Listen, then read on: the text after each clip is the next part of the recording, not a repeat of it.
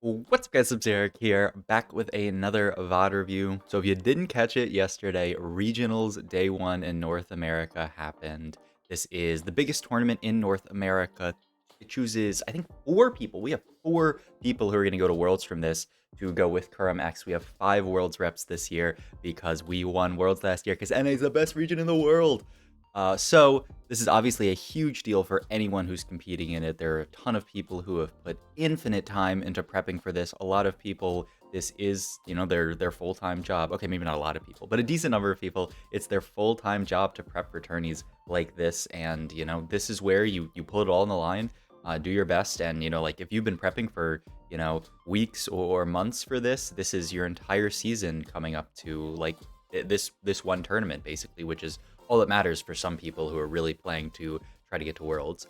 We are watching Wajan Iverson's perspective, who is the #1 points placer of the day, which netted him a few bonus points. What I really liked about Wajan's performance, I just tabbed through his games, and he played a different line in almost every single game. He played, 6 games overall, as did everyone, and he played 5 different lines. He only repeated the same comp once, which I thought was really cool in a meta where a lot of people are saying that, oh my god, like the meta is it's just 9 Demacia and you win, or it's, play multicasters and you win. Weijin played very, very flexibly in this tourney, or, depending on how you define flexible, but he played a lot of different comps, which I think is really cool, and we're going to see one of them this game, which is Ionia, which is a comp that I think a lot of people, it's sort of off a lot of people's radars. It's, I would say, not the strongest comp right now, but it can do really, really well with a +1. If you're playing this without a +1, it feels kind of doomed. We're also in Hall of the 9, and this is going to allow Asian to make econ really, really quickly. It's really clean how he's navigated the econ these last couple of rounds. Make 10 last round, and now make 20 this round, and he's still holding a pretty strong board, which is also really cool that he put together. He's playing this Ionia board, but he had a Malzahar too, so just have the Malzahar, hold the Ionia spat, get the Orianna in to buff up the Malzahar, and this is our board. And, we're win streaking from this position. As long as someone else doesn't have, like, an insanely strong early board, you might actually be able to, like, super win streak here. This is curious. I imagine he just chills here and hopes to win this fight, though there are a few people there that it looks like he is definitely not beating. I don't think you do feel the karma here, because if you win, you probably just make 30. And we're fighting Replay with a pretty weak board. He's got Multicaster in, but he's going to be pretty low damage. See, like, how long it takes for them to get through the set. It was really close, though. I mean, with the, oh my god, the Jinul gets interrupted. Oh my god, Replay's gonna win that fight. And so if you lose there, yeah, you have to buy the karma and then just pre-level in this position, which I think makes a lot of sense. Looking at the set here with glove, I mean, it's just a set pair and it's a glove, which is a very, very high prio item in this comp. I'm gonna go back and see like what actual what we're playing here, like what item component we have open here. We have bow open, so yeah, glove makes perfect sense. Guarantees you last whisper, which is one of the most high prio items in this comp.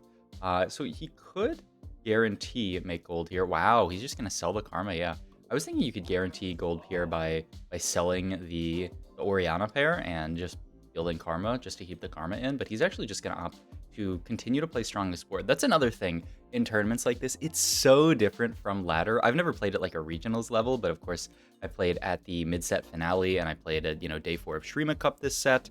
And the tempo in these lobbies is just so much higher. So a small thing like that, right? Like I'm talking about Weijin potentially cutting the Orianna and making his board slightly weaker to play the Karma. Like that could actually make you take so much damage in the long term. So I think it makes a lot of sense for him to do this, just to continue to play his strongest board here, even though he lost one fight. Not play for like a 3-loss streak here, but just play good tempo TFT and save his HP, because HP is so crucial in lobbies like this, and just having upgrades is so crucial in lobbies like this. You see he'll even end up losing this fight, but at least he saved some crucial HP over those fights. He has 96 HP. His only 2 losses were both 1-unit losses, which kind of stings, because, if that fight with Replay had gone slightly differently, if that last fight with, I'm not sure who that was, went slightly differently, he could be 5 streaking here. If he had like high rolled 1 upgrade, like if he hit this 2-star set, then, potentially he could be 5 streaking here, which would be nice. Items here actually really kind of sus. Okay, Andy's gonna get dropped a spat, which I have to imagine is gonna go towards Ionia emblem, and we're gonna play for potentially like 9 Ionia on 9 with these 2 Ionia emblems. Yeah, right now there's ooh, wow, okay, once again, talking to that tempo, that's a crazy play, actually, to slam Rage Blade there, but he makes the call, he says, "Look, I am not comfortable sitting with 4 components on my bench," which is wild. This is very, very high tempo stuff, but, like, Rage Blade's not a good item in this comp, right? You can put it on, like, Neela, I guess. You can put it on Xayah, but it's, like, very suboptimal on Xayah. So, really, really goes to show how high the tempo is. Red Buff's an amazing augment in this comp. Yeah, I feel like you should just always take that. Gets dropped a Mordekaiser here, which is pretty nice. And he's going to start rolling at 3-2. Wow, I mean, I think the entire name of this game has just been tempo. Look how deep he's rolling here. That's insane. Oh my god, and he finds the Neela. He's really, at that point, just looking for, like, the big upgrades, looking for the Neela, looking for the potential high roll Xayah. Like, if he could get in, like, a 6 Ionia board, he would be very happy. And look at this. He hits the Neela. He's going to move all the items to the Neela, not even thinking about holding Last Whisper for Xayah. He just wants to get to turbo item Neela and spike his board as hard as possible. He also gets the, it's actually 3 Juggernaut in here. With the Nasus. Does he have the Darius in here? He's 3 Vanquisher in, so he must. Yeah, he does have Darius in. He just didn't happen to find, like, a 4th Juggernaut unit, which is a little bit unfortunate, because now we're stuck playing this board. If we had hit 4 Jug, we could just play it over, like, the Irelia, and, you know, things would be fine. We'd actually have a really solid front line. Still, though, this board's very strong. But yeah, I mean, the name of this game has been Tempo. What a clean, like, tempo game Weijin has played so far. Like, rolling deep at 3-2 there. And, okay, wait. Let me find it, actually. Yeah. Like, this I wasn't thinking about this, but, like, this actually just remembered. Okay, so this is my calendar from the like, it's a little written calendar that, like, has all the days there. And this is what I wrote down after playing day 3 Shurima Cup here. You see this right here? Roll 3-2 to sit. You see Shurima Cup 3 p.m. Roll 3-2 to stabilize. Like, it's actually so funny that, you know, when I was playing these tourneys, when I was, you know, at, like, the highest level, I definitely felt that you have to roll 3-2 if your board's too weak. This is not solo queue. This is the highest level of competition. And if you aren't rolling at 3-2 in spots like this, and your board's kind of weak, you are just dying. And wow, really, really interesting slam. He goes for the Gunblade here. So he did have the Ionia Spat component, but he decided he needs to get rid of this rod. And also, like, if we make Ionia Spat here, there's no one who can really hold it. You could throw it onto the Darius for now, but it's actually, like, kind of not really gonna do much on Darius. So he opts to just put it there. Oh my god. That's Jack there, who has a Jarvan too. Jack playing multicasters, it looks like. Pretty interesting setup. But yeah, I mean, I feel like the name of this game has absolutely been Tempo, and even with all these adjustments he's made to Tempo, really playing towards Tempo, he's still 62 HP just because he hasn't hit anything like super high roll, right? He had to roll so deep for this Neela. It's not like he, like, high rolled Neela really quickly. He had to roll like 20 gold, you know? And his items have actually been really unfortunate. Going for this Guinsoo, I think, was so smart to play towards Tempo. This is just good TFT, man. Weijin is just playing good TFT, and you love to see it.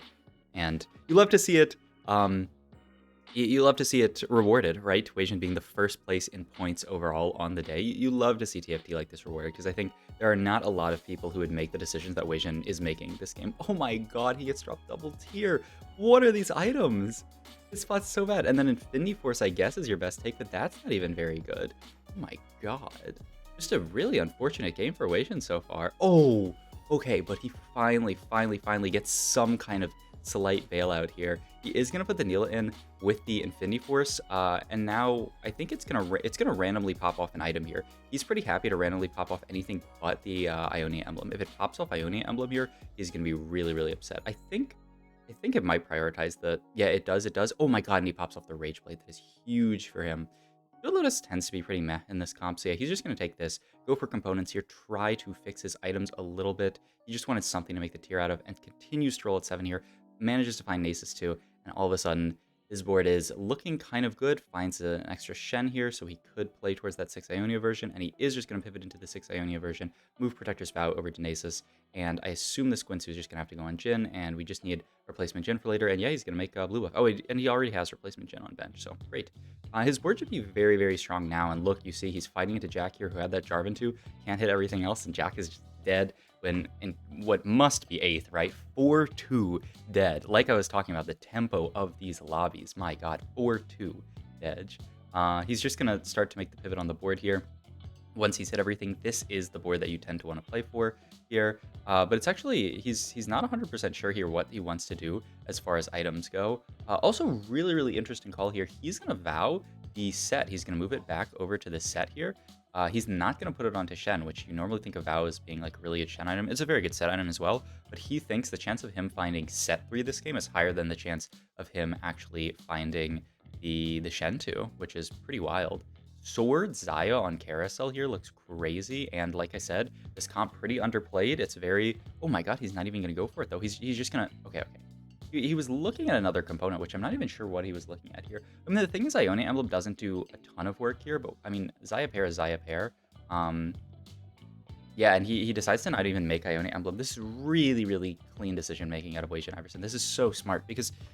You're playing Ionia, right? Surely you make Ionia Emblem. No, you don't make Ionia Emblem, because what's Ionia Emblem going to do here? You're going to slam Ionia Emblem on your Darius? It doesn't do anything. So he's just going to make an item that actually does do something. GS, Giga BIS on Xayah, and he's just gonna chill here. Also, really clean decision-making as well to not actually move items to Xayah yet until you have Xayah 2, because your board's actually going to get weaker moving items off this Jin 2, because not only are you moving items to a Xayah 1, which is like maybe slightly stronger than this Jin, but you're losing a Jin 2, which is actually like crazy value on this board. I don't know. For like I've reviewed some high roll games on my YouTube channel before. I feel like this game was actually just kind of raw skill. Like Wei Jin has played so well this game. He's not in he's not even in a top 4 position yet, right? He's very low HP, but like he's building himself to that top 4 position, and like I feel like he's just played this game immaculately.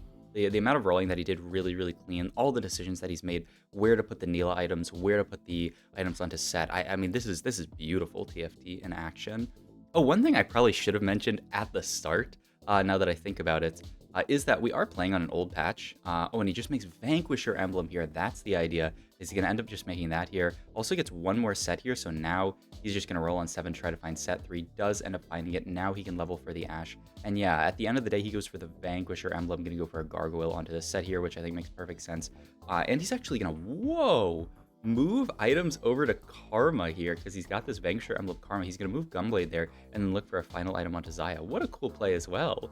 So he, at this point, now that he can remake Jin 2, he decides, okay, now it's fine to move items over to Xayah because I get to keep the Jin 2, which, once again, like, really smart stuff. And yeah, he's playing this 6 Vank, 6 Ionia board because he knows, like, it's going to be kind of hard to make it to 9 this game. So he'd prefer to just play this board, which spikes really hard on 8, which is the 6/6 version. And then maybe he can make it to 9 eventually, and maybe it'll be an Ionia spat on Carousel, or maybe he'll just play this board the entire game, add, like, a Heimerdinger to it or something like that.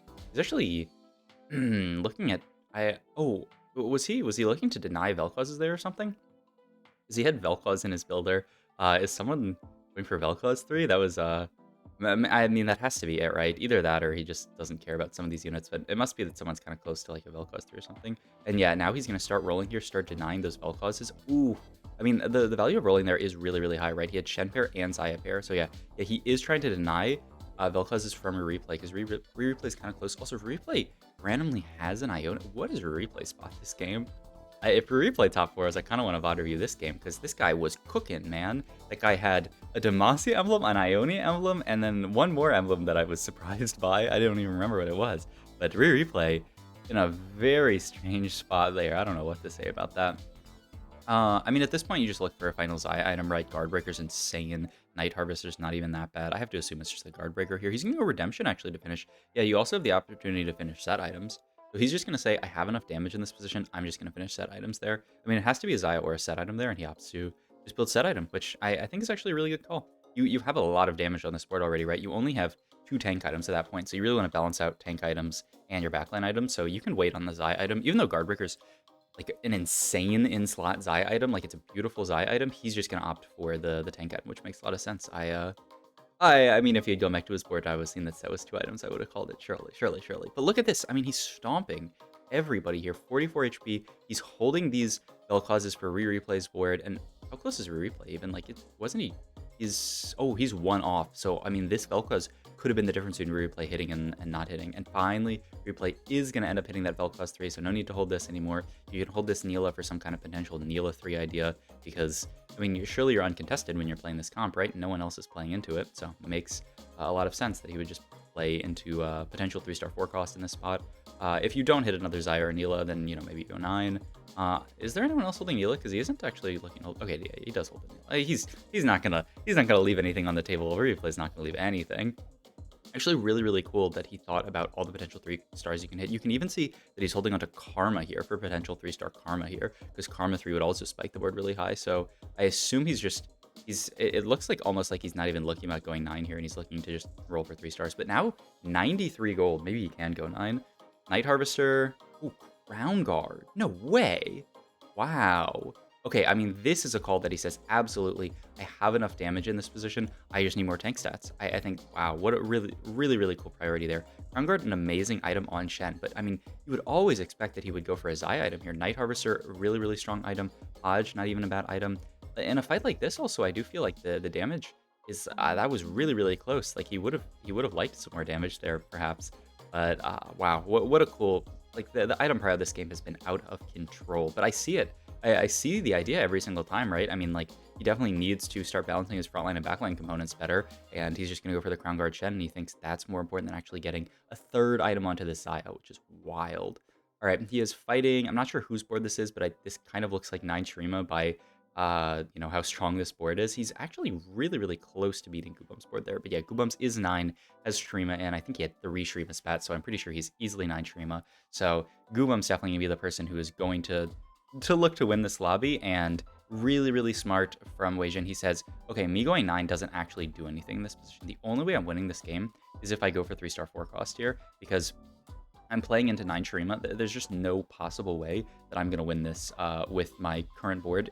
There's not a unit I could add on 9 that would win me the fight, so I'm just going to roll here, try to 3-star everything. He's only got 2 extra Xayahs at this point. He was holding on to the Aries, but I don't really see. Aries kind of hard to fit into this board. There is a Xayah with Nashers on Carousel. Will replay denied? He does. This rattery replay decides to deny it. He does get a GS for a Xayah, which is really big.